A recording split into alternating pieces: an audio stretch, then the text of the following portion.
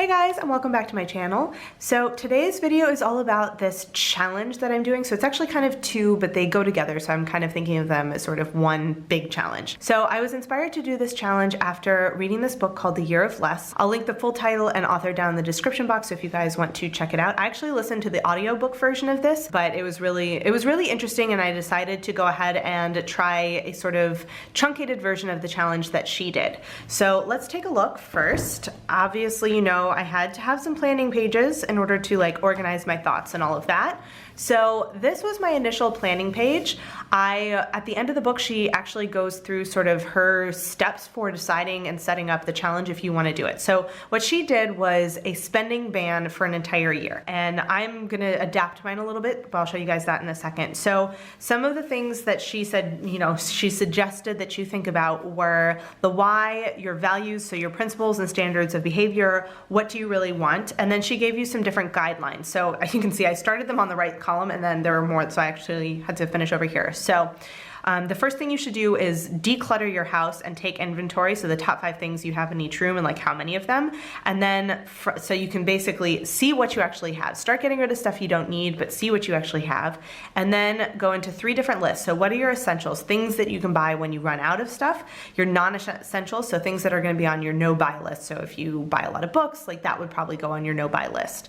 And then your approved shopping list. So things that you're like, I know I'm going to need this at some point, and when I do, I need to be able to buy it, kind of thing. Then she says that, you know, you should unsubscribe from store coupon emails. You should make some kind of shopping ban savings account. So something that you deposit in per month, or something that, you know, if you resist buying something that you normally would have bought, you put that money in there. Then tell everybody about it and have an accountability person. Start replacing expensive stuff with free stuff. So for example, if you tend to go out and do expensive stuff with friends, try and figure out free or like much cheaper ways that you can do that depending on what your allowances are here.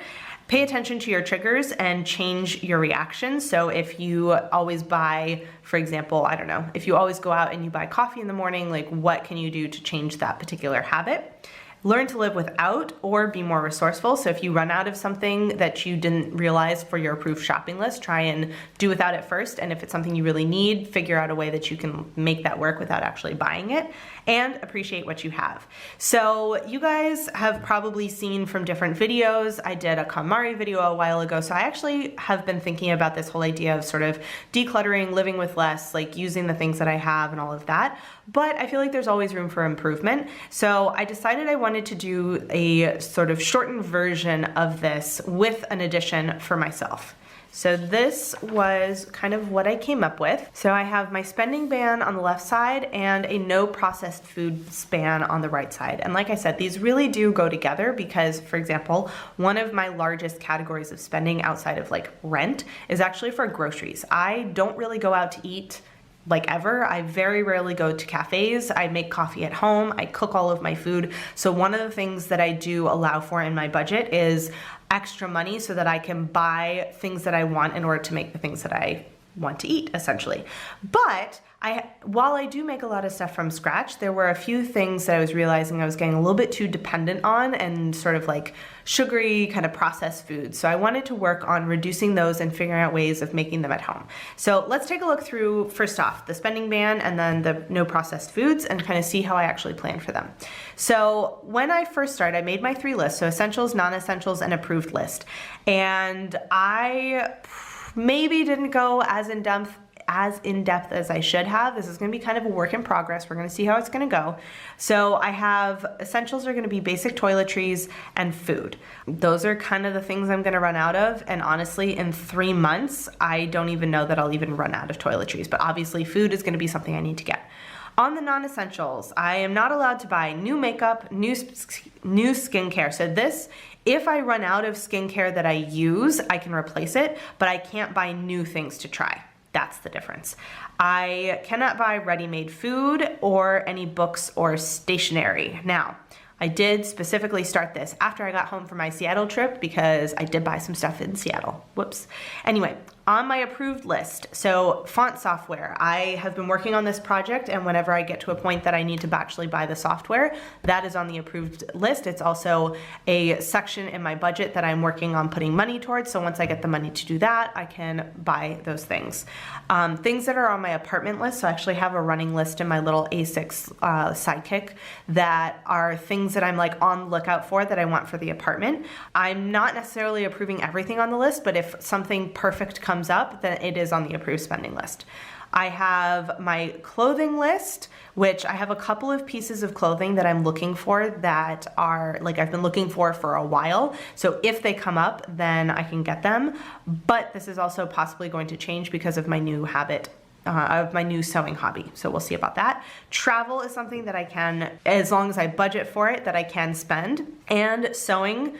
So sewing projects, if it's been budgeted for. So right now I do have a couple of pieces of fabric and I do have some stuff. So I'm going to figure out which projects I need I'm going to figure out which projects I want to work on first. And so if there's something very specific, so something from my project list, somewhere over here. So if there's something from my project list that, for example, I have the fabric for, but realize I need like something that I didn't know I would need from the pattern, that is on there, but not like buying sewing stuff willy-nilly. That's definitely not the goal here. So April 16th is my start date. I did specifically do it for the day that I was leaving Seattle. So basically as soon as I was off holiday mode is when this started. And I have a little list of things that I want or need to do. So for example, I started thinking about this while I was in Seattle. So obviously I couldn't do the decluttering phase. So that is on my list to do. I need to figure out a spending man category and YNAB. So she suggested having some sort of a savings account. So I want to figure out first, make a section in my YNAB and figure out what money am I going to put in. Am I going to put in a certain amount of money each month? Am I going to put in, if I don't buy something that I normally would have, I have to figure that out. So what am I also going to use it for and what goes in here? Those are the two main things.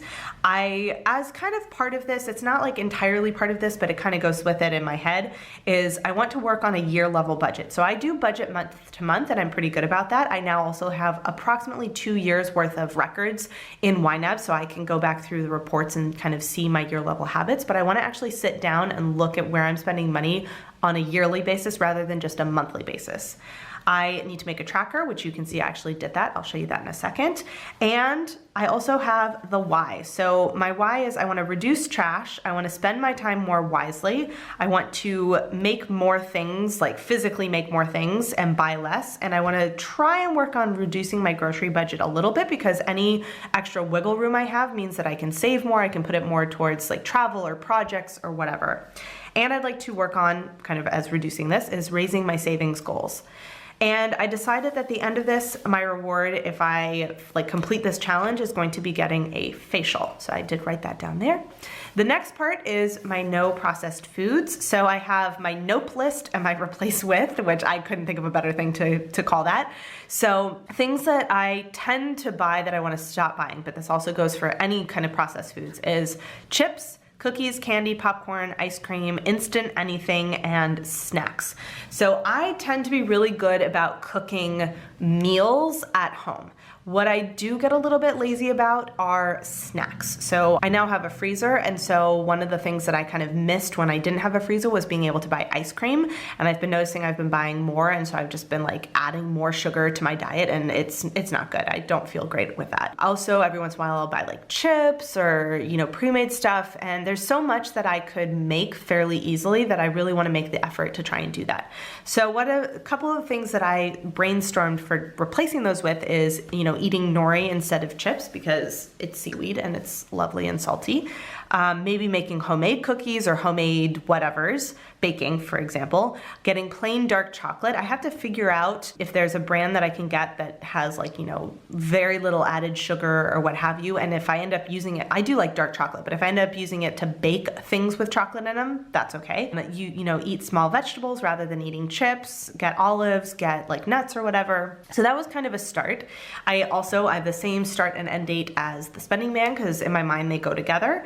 And things that I want to try are making homemade bread. So I'm gonna try and make my own gluten-free sourdough starter. We'll see how it goes. Cross your fingers for me, because we'll see. So homemade bread using the buckwheat starter.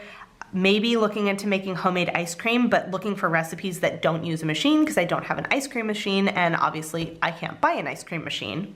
I don't need one, like I don't need ice cream that much.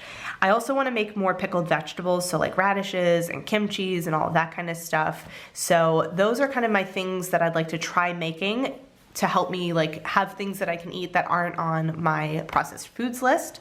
And then I also I'm going to have a Tuesday check-in with my friend. She's actually going to do this at the same time as I am, and so we're going to talk about our progress on different things, if we had any slip-ups, you know, why, what did we learn from it, and all of that kind of stuff. So one of the other things that I want to work on is I want to work on reducing the amount of waste I produce and to make more of an effort to recycle. So the first thing that I'm going to do is recycling glass. That's kind of my little like side project, and eventually I want to get up to where I'm recycling pretty much everything. So we'll see how that goes. So this is going to be a work in progress. It is going to be for 3 months for a start. I wanted something that felt like a long enough period of time to help me change habits, but not so long that it felt just like interminable. And I know, depends on how your personality goes. Some people like to dive straight in with something super long. Some people don't. Like, that's personal preference. So for me, I felt like this was a pretty good length of time for me to start with. And, you know, if I decide at the end of 3 months that I want to continue it, or if I decide that it didn't change that much, so there's really no point in like continuing it as a challenge, but just like working these things into my daily life, then I'll see, and that's what I'll do. So the last thing I want to show you are the trackers that I made. So in going through this, I wanted to have a way to sort of document things that came up. So I do have 2 different trackers here, the spending ban and the processed foods. These are my little keys. So the B is going to be for things I did buy, and the W is for things that I wanted to buy or want to buy after I'm done. So what I have for the spending ban is date, whether it was a bought or a thing I wanted, the item and the store, and the cost. And these are actually identical. This is going to be for anything that falls into like the buying things category, and this is going to be if I slip up and buy any processed food. So the kind of goal here is at the end of this, I mean, ideally I don't want to have a ton of stuff on either of them, but the goal is to have, if I have stuff on here, have it mostly be the wanted, stuff I wanted, and then at the end of the ban, if it's something that I'm like, man, I still really want that, then I can think about if I'm going to buy it. And on the processed food side, the goal is to have it be essentially empty, because that would mean that I didn't buy any processed foods. So again, to have only things that are on the wanted, but that I didn't actually buy. So we'll see how this goes. You'll notice both of them are still empty. I actually just started. I'm currently filming this on the 18th, and I just started on the 16th. So as you can see, like, so far so good. But I wanted to have a place to kind of track this, just to have a very visual way of seeing how I'm doing with the challenge. So that is all I have on my spending ban and processed foods challenge. As I mentioned, I'm doing it for 3 months. So I will try and check in at the end. I probably won't do like I don't know if I'll do a midway check-in just because it is only 3 months, but I will do a check-in at the end of the challenge and let you know how things went. So that is all I have for you guys today. I will see you in my next video. Bye.